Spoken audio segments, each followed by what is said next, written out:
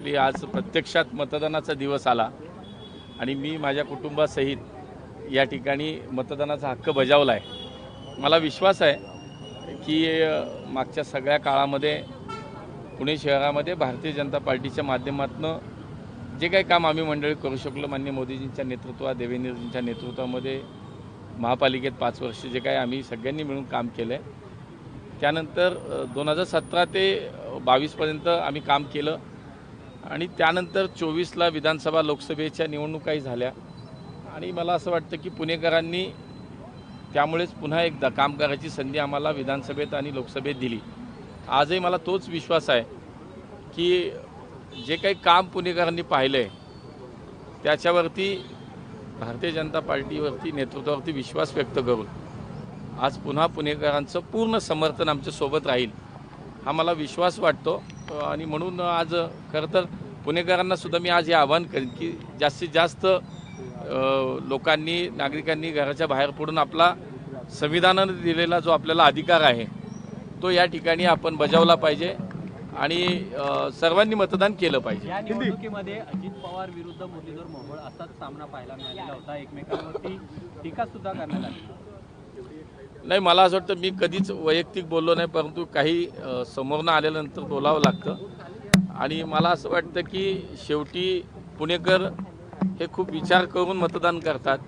पुणेकर हे सुज्ञ आहेत, पुणेकर हे जाणकार आहेत आणि म्हणून कुठल्याही टीका टिप्पणी खालच्या स्तरावरती जाऊन काही ठिकाणी झाल्या, सोशल मीडिया राष्ट्रवादीवाल्यांचे पार्टीच्या आणि पालकमंत्र्यांचे सोशल मीडिया टीमनं नको त्या स्तरावरती खाली जाऊन या निवडणुकीमध्ये प्रचार केला, सामदाम दंड भेद सगळं जसं काही गुन्हेगारी पार्श्वभूमी आणि या सगळ्याचाच वापर झाला।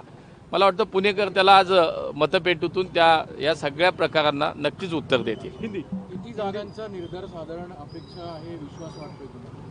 मी जसं म्हणालो की एकूणच आम्ही केलेलं काम आम्ही पुणेकरांसमोर ठेवलं की जे 2014 पासून माननीय मोदीजींचं सरकार पंतप्रधान म्हणून या देशामध्ये त्यांच्या नेतृत्वातलं सरकारने जे काम पुण्यासाठी केलं, देवेंद्रजी मुख्यमंत्री असताना पुण्यासाठीचे अनेक प्रकल्प, अनेक योजना आल्या आणि महापालिकेमध्ये 5 वर्ष जे काही आम्ही सर्वांनी काम केलं असेल हे सगळं पाहता जे काही काम आम्ही केलं हे लोकांसमोर आहे, लोक अनुभवतात।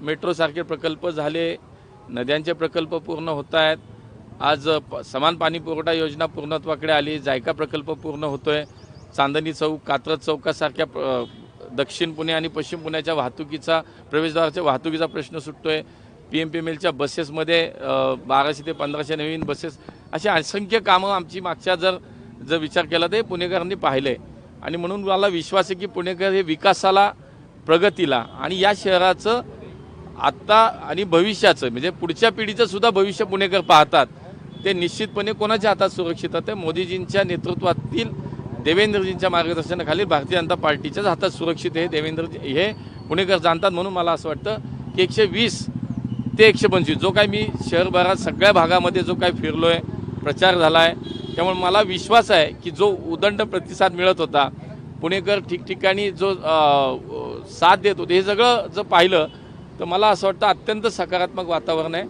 त्यामुळे पुणेकर निश्चितपणे आहे त्याच कारभाराच्या हातामध्ये कारभार करायला संधी देतील आणि 120 ते 125 जागा आमच्या नक्की निवडून देतील आणि पुण्याचा महापौर हा भारतीय जनता पार्टीचा पुन्हा होईल। दादा म्हणतात आमचाच महापौर होणार, मला कोणाच्या पाठिंब्याची गरज भासणार नाही। मला असं वाटतं की आता हे सगळं स्पष्ट होत चाललंय, पाठिंब्याची तर गरज सोडाच, मुळात तो विषयही नाही। पुणेकरांनी हे ठरवलेलं आहे की भारतीय जनता पार्टीचा महापौर होणार।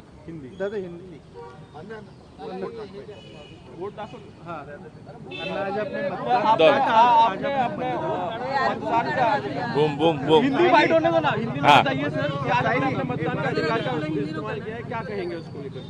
जी आज पुणे में लोकल बॉडीज म्यूनसिपल कॉर्पोरेशन के इलेक्शन के लिए वोटिंग हो रहा है, तो मैं मेरे परिवार के साथ यहाँ आया हूँ।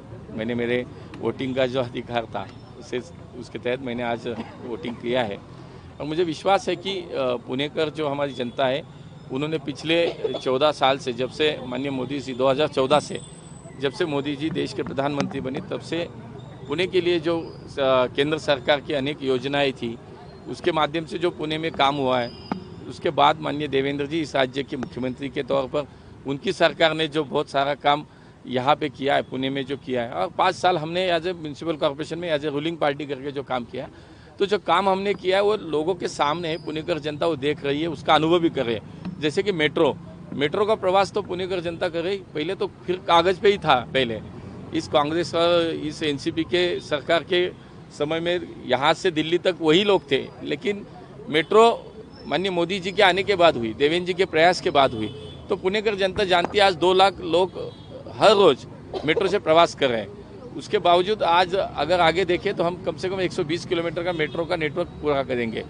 रिवर फ्रंट हो या जायका प्रकल्प है, ऐसे प्रोजेक्ट के काम चल रहे हैं। शहर में पुणे में इंफ्रास्ट्रक्चर की बहुत सारे प्रोजेक्ट खड़े रहे, जैसे कि ओवरब्रिज हो, अंडरपासेस हो, रिवर्स के ऊपर ब्रिज हो, ये बहुत सारा काम हुआ है। पब्लिक ट्रांसपोर्ट सक्षम करने के लिए, वो मजबूत करने के लिए बहुत सारे कदम हमने उठाए। तो ये सब देखते हुए जो हमने काम किया और लोगों के सामने और आगे जाके जो करने वाले हो, संकल्प पत्र के माध्यम से हमने पुणेकर जनता के सामने रखा भी है। तो यही विश्वास है मुझे कि पुणेकर जनता जो है वो प्रगति को वोट करती है, वो विकास को वोट करती है, और इस पुणे का, मेरे शहर के भविष्य किसके हाथ में सुरक्षित है, ये सोचकर वोट करती है। तो एक ही चेहरा, एक ही पार्टी सामने आती है, माननीय मोदी जी की भारतीय जनता पार्टी।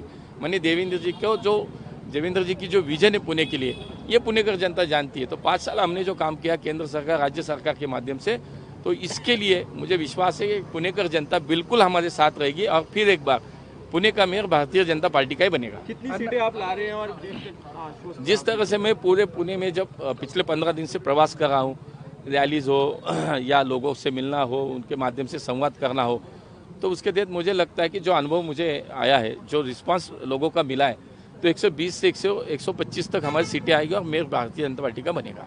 अन्ना बार आरोप कर रहा है ईवीएम मशीन के बारे में, क्या बताएंगे? नहीं, अभी तो वो उनका पुराना हो गया, आज नहीं बोलेंगे। वो जब काउंटिंग होने के बाद वो तो शुरू ही करेंगे, तो आप अभी से तैयारी रखो। आप सवाल भी नहीं पूछेंगे तो वो शुरू होंगे। ईवीएम अन्ना क्लिअर फ्राइडे अंकुश काकडेंनी आता मतदान केलं, त्यांचे 3 मतदान त्यांना देता आलं, पण 4थं मतदान दिल्यावर बीप वाजला नाही असा त्यांचा आक्षेप आहे। आता त्यांना काय वाटलं तेच सांगतील। मला असं वाटतं की आता सुरू होणार आहे, तुम्ही मानसिकता तयार करा की आता आमच्या प्रसार माध्यमांना 16 तारखेला दुपारनंतर हे तुम्हाला विचारावं लागणार नाही की ईव्हीएमचं काय, तेच सांगतील। ईव्हीएम स्पष्ट आहे, पराभव स्पष्ट दिसतो। आता हे सुरू करतील, पण मला असं वाटतं की बघा, महाविकास आघाडीतीलच एक खासदार जे आहेत धाराशिवचे, त्यांनी परवा एक त्यांचं भाषण खूप व्हायरल होतं की अरे बाबांना आता हे रडणं भास्कर आहे, ईव्हीएम वगैरे काही नसतं, नाही तर मी खासदार नसतो झालो। आता जर महाविकास आघाडीतलाच एखादा लोकप्रतिनिधी असं बोलतोय, तर आता हे मला असं, आणि अनेक वेळेला यांच्या अंकुशांना काकडेंच्या नेत्यांनी स्पष्ट केलं ईव्हीएमवरती आता रडू नका। अन्ना एक क्लियर फाइट थी आपके साथ, ए था विश्वास आहे का? नाही, मला माझ्या भारतीय जनता पार्टी आणि पुणेकरांवरती विश्वास आहे। मला बाकी व्यक्ती हा विषयच नाही राहत माझ्यासमोर, कुठली आमच्या पार्टीच्या समोर कुठली पार्टी हा विषय, व्यक्तिविरुद्ध व्यक्ती हा माझ्या डोक्यात तरी विषय नाही।